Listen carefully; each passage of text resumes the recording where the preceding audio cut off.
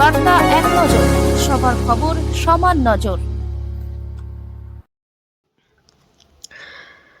এসআইআরের মাধ্যমে সাধারণ জনগণকে হেনস্থা করা হচ্ছে, এই অভিযোগে প্রতিবাদ মিছিল দিনহাটা 2 নম্বর ব্লকের বামরহাট 1 নম্বর অঞ্চলের বামরহাট বাজারে একটি বিশাল মিছিল সংগঠিত করল তৃণমূল কংগ্রেস।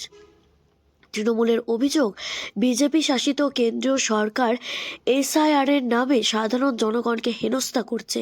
এছাড়াও 100 দিনের কাজ বন্ধ সহ বাংলায় আবাস যোজনা বন্ধ করে রাখার প্রতিবাদে এই মিছিল বলে জানান বামনহাট 1 নম্বর অঞ্চল তৃণমূল নেতৃত্ব। এদিনের মিছিলের নেতৃত্ব দেন উত্তরবঙ্গ উন্নয়ন মন্ত্রী উদয়ন গুহ। উপস্থিত ছিলেন দিনহাটা 2 নম্বর ব্লক তৃণমূল কংগ্রেসের সভাপতি দীপক কুমার ভট্টাচার্য, বামনহাট 1 নম্বর গ্রাম পঞ্চায়েত প্রধান নমিতা বর্মন সহ সমস্ত নেতৃত্বরা।